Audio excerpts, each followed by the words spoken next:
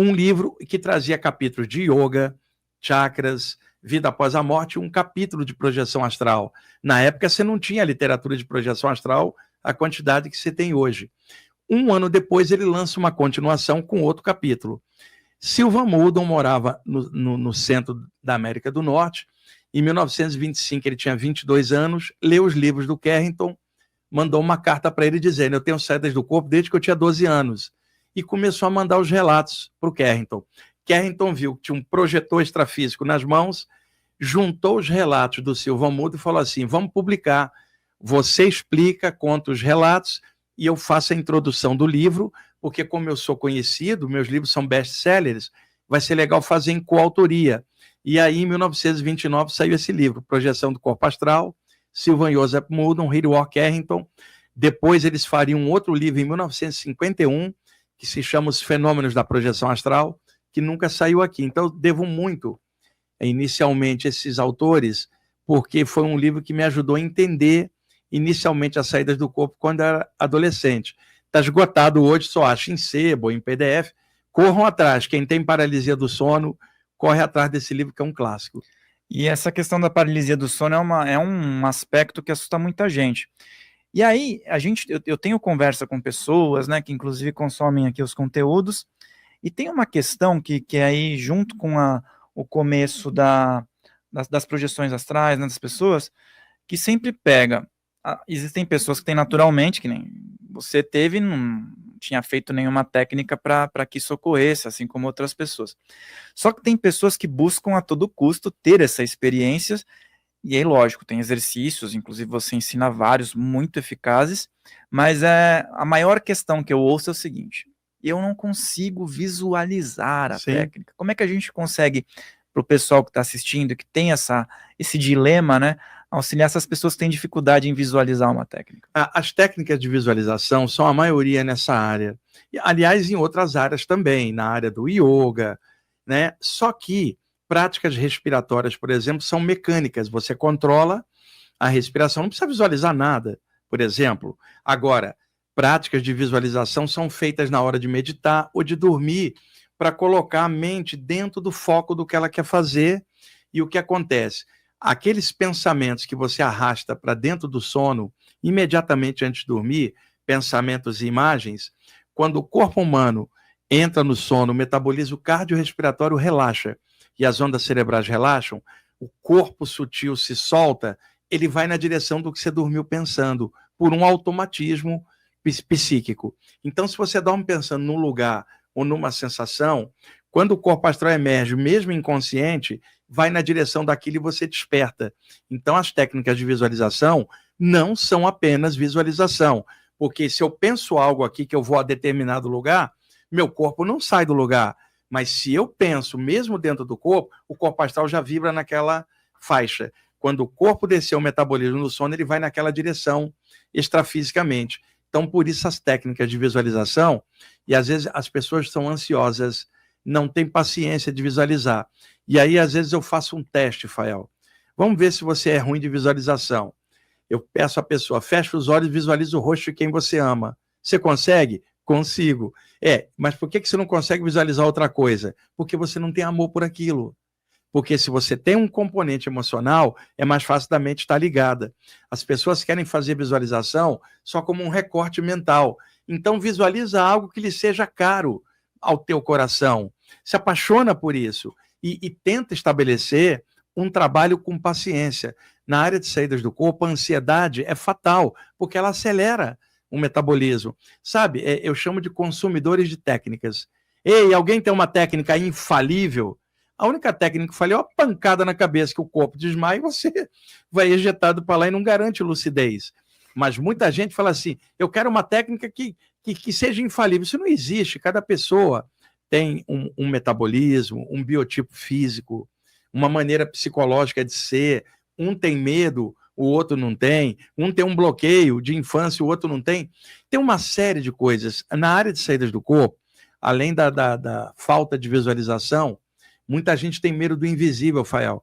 É a chamada pneumofobia, medo de coisas aéreas e invisíveis. Nome popular, espiritofobia. As pessoas têm medo, cara. Foram educadas com medo do velho do saco embaixo da cama, medo do diabo, medo de espíritos, medo do saci pererê, da cuca, do duende. E aí ela cresce como adulta, ela aqui quer conhecer algo, mas lá dentro tem um medo encalacrado dentro dela, que inconscientemente na hora acelera os batimentos. Na hora da saída do corpo, muita gente quer, mas sem entender as consequências da saída, por exemplo, alguém quer sair do corpo, mas tem medo do invisível. É melhor ela não sair, porque ela vai para onde quando ela sai? E outra, o que ela vai ver? A abobrinha flutuando, o coelhinho desencarnado? Ela vai ver pessoas extrafísicas. E assim como aqui na matéria, tem ambientes pesados e ambientes leves, pessoas atrapalhadas e pessoas legais. E isso vai da sintonia de cada um. Como é que alguém com medo quer sintonizar um ambiente elevado, se o próprio medo já é um ambiente ruim dentro dela? Então, por isso que é legal estar falando disso. Em aberto, boa parte das pessoas quer experimentar tudo isso. Você veja a pessoa falar assim, eu não consigo visualizar. Fala, estuda, leia, satura a mente com um monte de coisa que a visualização vai ficar mais fácil. Esses dias aí você saturou com o Botafogo, né, velho? Olha, eu ando prejudicando as projeções, porque eu durmo pensando no Botafogo, na Libertadores, no Brasileirão, né? Daqui a pouquinho, às 2h da tarde, o Botafogo joga com o Pachuca do México aí pelo campeonato já mundial. Vamos ver, mas a gente já tá bem, né? O Fael é corintiano, pessoal, ele tá numa inveja esse ano danada. Viu, o Wagner escolheu ficar aqui do que ver o jogo, então isso exatamente, alegria, eu era para estar vendo o jogo daqui a pouco às 2h, mas em nome da luz, eu tô aqui com amor. E aí você falou sobre essa questão do medo, do receio. Tem mais um livro aqui que também é clássico, né, do Monroe, Viagens Fora do Corpo, vou mostrar aqui pro pessoal. E aí a questão é essa, a viagem fora do corpo, de uma forma ou de outra, vai estar tudo ali frente a frente se a pessoa tiver uma experiência espiritual. Só que as pessoas muitas vezes querem sair do corpo e também trabalhar a clarividência. Às vezes a clarividência ela tem um jeito de ser trabalhado. E também diferente da saída do corpo. Totalmente diferente. E é diferente da saída do corpo, sim, né? Então, muitas vezes as pessoas correlacionam as duas coisas. E confunde, às vezes, as duas coisas. Fael, a clarividência está radicada no chakra frontal potencial.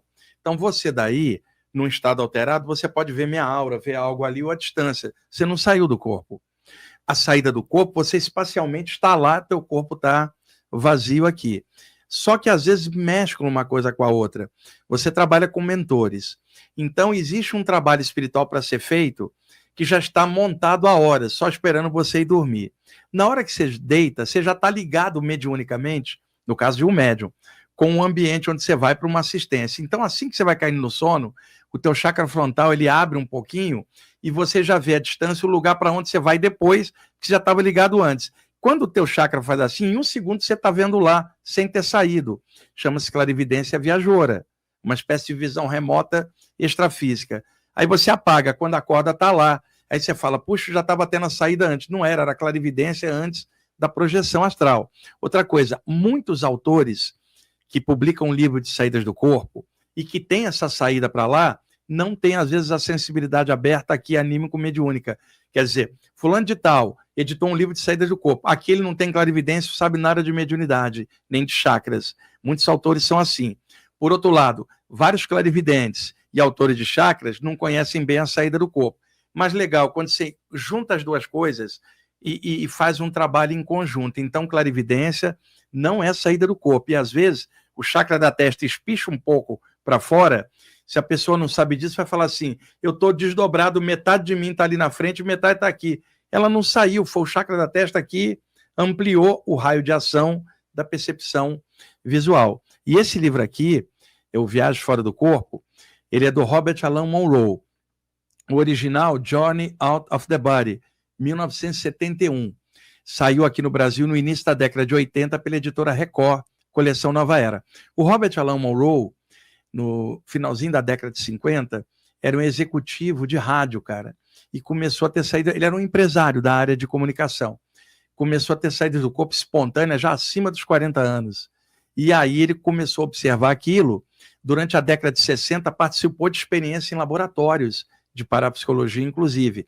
Até que em 1971 ele lançou esse livro, que é o mais traduzido em todos os idiomas aqui, mais conhecidos, esse é o best-seller mundial. Nem vou dizer que é o melhor livro, estou dizendo que é o mais traduzido e se tornou o mais conhecido na bibliografia de saídas do corpo internacional.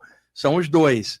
O Sylvan Moldon e o Robert Monroe são dois clássicos que se complementam. Seria legal ler os dois, que são autores com parâmetros diferentes, ambos americanos. E foi legal você falar sobre isso, porque eu estava vendo um material, era bom o material, mas aí a pessoa ela fez essa relação de forma equivocada. Foi bom você ter falado, porque falava sobre essa obra e aí dizia que aí conseguiu abrir a clarividência porque nas projeções conseguia enxergar os mentores. Então, houve essa confusão. Quando você sai do corpo, você tem capacidades lá fora, por exemplo, a paravisão não é a clarividência. Por exemplo, nós estamos aqui de frente. Então, você rebate luz, eu rebato luz, os nossos olhos captam os impulsos luminosos, o cérebro decodifica as imagens, a gente fala, estamos se vendo.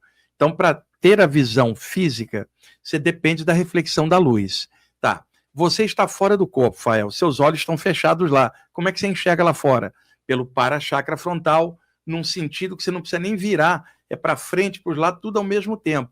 Então, isto não é clarividência, é a paravisão, do mesmo jeito que a visão material aqui não é clarividência. Clarividência, quando você está num ponto e enxerga outro ponto. Você está fora do corpo num determinado plano. Se dali você vê um plano superior sem sair dali, é clarividência fora do corpo. Mas um fenômeno não é igual ao outro. O pessoal confunde a paravisão da pessoa projetada com a clarividência. Perfeito, muito bom, muito bom. Acho que vai esclarecer a dúvida de muitas pessoas, porque eu ouço muito isso, vejo muito isso e achei interessante a gente poder falar. Para estudar clarividência, tem 2 livros que eu recomendo. O livro Clarividência, do Charles Webster Leadbeater, que durante muitos anos saiu aqui pela editora Pensamento, e me parece que agora a editora Teosófica relançou. E o outro livro, do Rodrigo Medeiros, chama-se Clarividência também, já é um livro mais moderno. O Rodrigo Medeiros trabalhou dentro da linha da conscienciologia, na linha do Valdo Vieira, e procurou, numa linguagem um pouco mais normal, aberta, falar de clarividência sem perder o foco técnico, mas com uma linguagem mais acessível. E o livro dele é ótimo, Rodrigo Medeiros, Clarividência. Excelente, depois eu vou colocar para o pessoal do grupo essa listagem que você está falando para o pessoal poder buscar, né? E aí a gente está falando disso e já vem aqui o do Ernesto Bozano. Classicão também. Que tem um nome, Fenômenos de Bilocação, mas a referência desdobramento, né? Isso, é o seguinte, esse livro, pessoal, foi por... Ué, o Rama subiu aqui. Olha o Rama aí, aqui. O livro foi publicado originalmente em 1934. O Ernesto Bozano foi um autor italiano que na segunda metade do século XIX e a primeira parte do século XX, se eu não me engano, ele desencarnou em 1941 ou 43, já octogenário. Ele tem muitas obras sobre fenômenos anímicos, mediúnicos, metapsíquica e uma série de outros, cara. É dele aquele livro, Os Animais Têm Alma. Eu tenho tudo dele, sou fã. Em 1934, lançou um livro chamado Desdobramento. O subtítulo era Fenômenos de Bilocação. O livro são relatos que os leitores dos livros dele mandavam e ele compilava por capítulo. Veja que o termo desdobramento existia muito antes da apometria. É um termo que também aparece na literatura espírita, e o Ernesto Bozano, em 1934, escolheu esse título. O livro saiu aqui no Brasil em 1972, pela editora Calvário, mantendo o título original, Desdobramento, Fenômenos de Bilocação. O livro esgotou. 10 anos depois, a editora Correio Fraterno do ABC relançou e mudou título e subtítulo. Ficou Fenômeno de Bilocação, subtítulo Desdobramento, que é o que as pessoas conhecem mais, mas o original inverte título e subtítulo. É excelente, é um livro de relatos de saídas do corpo de um dos maiores pesquisadores de fenômenos parapsíquicos da humanidade, o Ernesto Bozano. Ele tem um livro chamado A Crise da Morte, que é um dos melhores livros sobre vida além da vida, e é um autor clássico, e é só para assinalar que o termo desdobramento, o livro é 1934, a apometria foi surgir lá na década de 60, virando para a década de 70 com o Lacerda em Porto Alegre, e muita gente que trabalha com apometria sequer conhece esse livro e acha que o termo desdobramento às vezes estava dentro da área apométrica. Não, ele já existia muito antes, e é bom o pessoal ter visão de conjunto e levar os autores para não ficar preso numa abordagem só. Maravilha, você falou sobre isso, tem um outro livro aqui embaixo que vai tratar com mais propriedade. Mas aí você falou de bilocação, né, o termo bilocação, e a gente até falou sobre o Trailanga, né? Trailanga, o grande yogi lá, que o Yogananda cita no Autobiografia de um Yogi, um yogi enorme, cara. Andava nu pelas ruas da Índia, a polícia prendia ele aparecia fora e tudo trancado, ele desmaterializava lá e aparecia na rua materializado. E o cara viveu tanto tempo mesmo, assim? Olha, na área da Kriya Yoga e também na área taoísta chinesa, se falava de caras que ficavam muito tempo encarnados pelo domínio da energia. É possível, é claro, mas não é a média da humanidade, porque ao longo do tempo, muita gente me questionava isso. Aquele mestre lá, será que ele viveu? Eu falei assim, não tenho a menor ideia, mas você não vai viver tanto. Você está encarnado aqui em sociedade e você não é o mestre.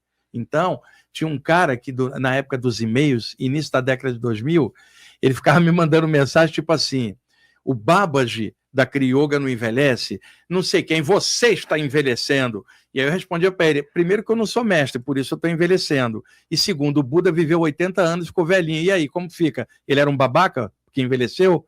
Então, aí o cara, depois que eu usei esse argumento, ele parou de falar besteira, porque e eu falei, você também está envelhecendo. Uma coisa é uma consciência dominando a energia completamente. Outra coisa somos nós com os altos e baixos do dia a dia. Baixa a bola, faz o melhor que você puder na condição que você tem.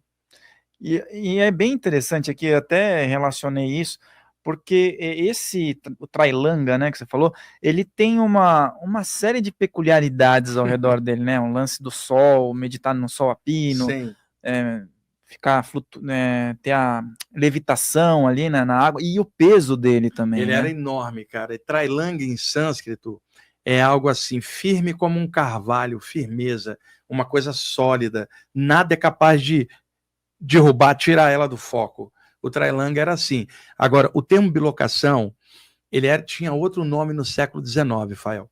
Você tem uma saída do corpo. O Iago está ali, o Mihael. Ele não vai ver você porque você, com o corpo astral, você não rebate luz. E os olhos humanos só veem o que rebate luz, a não ser que haja uma materialização. Então, normalmente, você fora do corpo não vai ser avistado por olhos carnais, físicos. Você não rebate luz. Porém, há uma condição.